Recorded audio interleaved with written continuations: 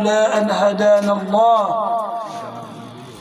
ثم الصلاة والسلام على خير البرية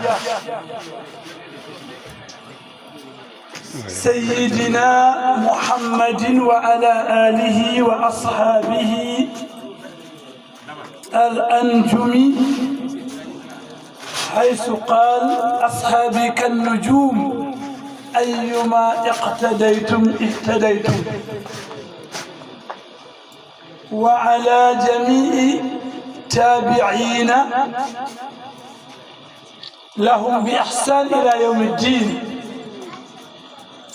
أيها السادة والسيدة، أيها الحفل الكريم، أيها الحضور، نحييكم بتحية أهل الجنة،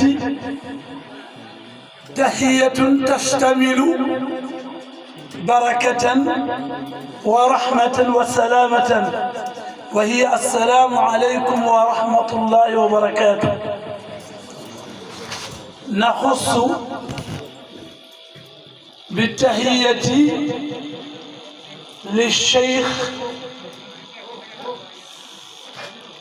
الكريم الذي غادر من تلك البقاع التي تتلألأ هناك أنوار المعرفة، كما تتلألأ هناك أنوار الشريعة، وهو المقدم الكريم أستاذ حبيب بلال. نرحب به في هذا البقاع أو في هذه البقاع، كما نرحب جميع من معه من الشيوخ والمقدمين والأساتذة الكرام، أمثال الشيخ مقدم عيسى سو، والشيخ المقدم البركة أستاذ مختار سو، وجميع من معهم من الذاكرين.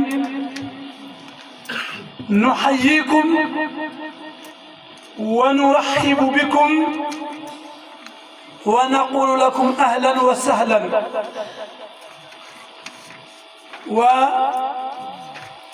وإنه لشرف أن أقف أمام شخصياتكم لتولي هذه المبرمجة.